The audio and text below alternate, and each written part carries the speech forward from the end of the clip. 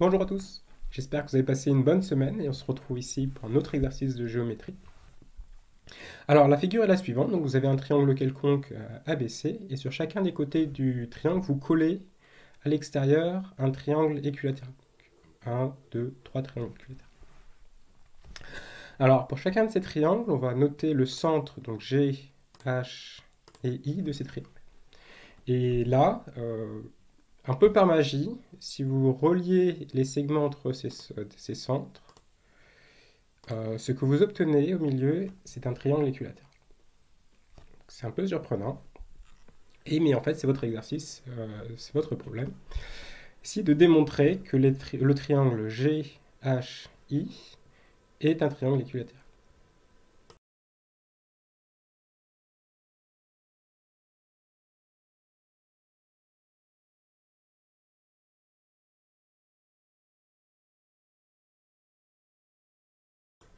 Alors, il se trouve que ce résultat a un nom, on l'appelle parfois le théorème de Napoléon. On est à peu près sûr que c'est pas Napoléon qui l'a démontré, et il viendrait peut-être de Laplace, donc qui était le grand mathématicien français à l'époque. Alors, comment on démontre ce résultat? Alors, quand vous avez des triangles équilatéraux, donc ce sont plusieurs triangles, ce qu'il faut considérer, c'est les rotations. En tout cas, c'est une bonne idée de regarder les rotations. Il y a deux types de rotations. Les rotations de 60 degrés, donc on voit par exemple B sur D, euh, rotation de centre A, et d'autres, les rotations de 120 degrés autour des centres des... Donc c'est celle-ci qu'on va considérer. Alors, donc je note TG, la rotation de centre G autour de G, donc qui envoie A sur B. De même TH autour de H et TI autour de I. Et quand vous avez plusieurs transformations géométriques comme ça, c'est souvent une bonne idée de les composer. Alors, ici on a trois rotations, donc si je compose, fais la rotation autour de G, puis la rotation autour de H, puis la rotation autour de I, ça me donne une nouvelle rotation. Et de quel angle? Eh ben, c'est la somme des angles de chacune des rotations, donc ici 360 degrés. Alors, 360 degrés, ben, du coup, c'est plus une rotation, c'est ce qu'on appelle une translation. Ça, c'est le premier résultat. Si on compose ces trois rotations, on obtient une translation. Alors, quelle translation? Alors, on va suivre un point particulier, donc par exemple A. Donc, si on fait la rotation autour de G, A est envoyé sur B. Puis, si maintenant on fait la rotation autour de H, alors G envoie B sur C.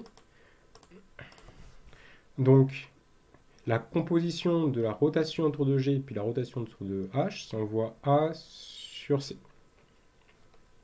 Maintenant, j'applique la troisième rotation. Donc, qu'est-ce que fait la troisième rotation? Donc, elle tourne de 120 degrés autour d'ici, donc ça envoie C sur A. Donc ici, si j'applique les trois rotations, ça envoie A sur B, puis B sur C, puis C sur A. Donc en fait, juste A, il reste sur place. Et de plus, c'est une translation. Donc on fait une translation qui laisse un point fixe. Et ben, la conclusion, c'est que ce n'est que l'identité. Donc là, c'est une propriété un peu rigolote. C'est-à-dire que si vous prenez n'importe quel point, par exemple un autre point K, vous faites la rotation autour de G, ça vous donne un autre point K'. Vous refaites la rotation autour de H, ça vous donne encore un deuxième point K''. Si vous refaites encore la rotation autour de I, et bien en fait vous retournez à votre point de départ, vous retournez à votre point K. Et c'est vrai quel que soit le point du plan et la rotation. Alors l'idée maintenant c'est d'appliquer cette propriété à un point particulier. Bon, on va choisir en fait K égale I. Alors c'est un peu amusant, lorsque vous choisissez K et que vous faites tendre vers I, vous pouvez voir que le troisième point, donc K'', il tend aussi vers I. Et ça se correspond en fait exactement à I quand je suis ici. Alors pourquoi? Alors je vais juste noter le point I'. Eh bien, TG, on voit donc sur I', et I', en fait, il envoie un I'', mais on sait aussi que la composition des trois envoie vers I.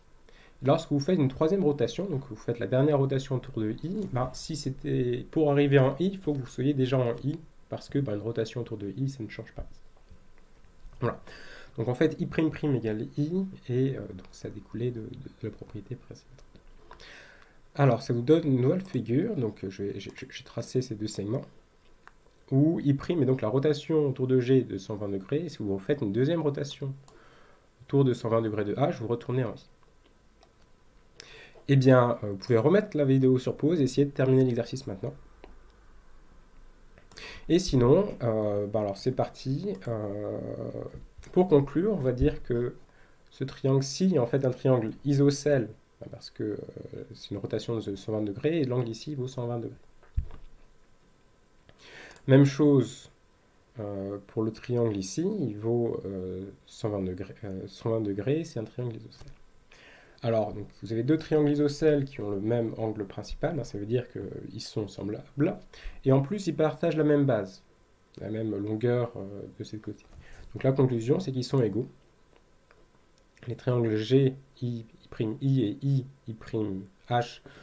sont égaux, et en particulier, toute la figure ici est un losange, et donc, si vous avez un losange avec un angle de 120 degrés ici, ça vous donne un triangle équilatéral en dessous.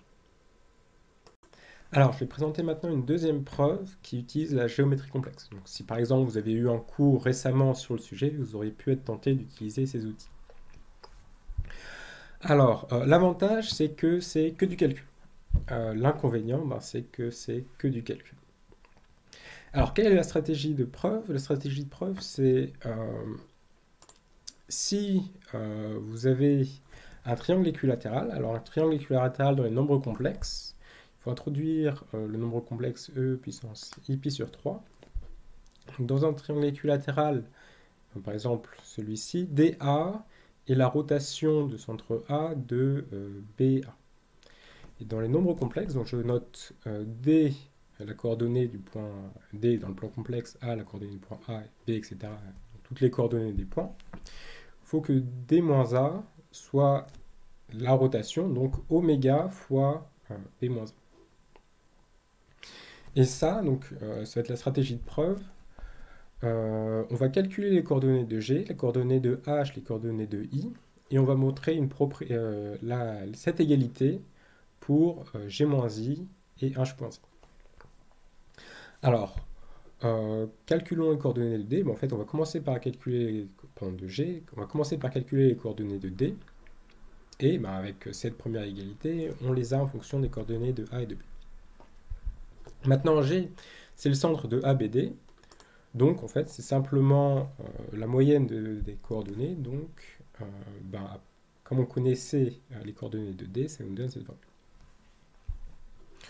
Pour H, c'est la même chose, donc il suffit de remplacer A par B et C par C, ça nous donne les coordonnées de H.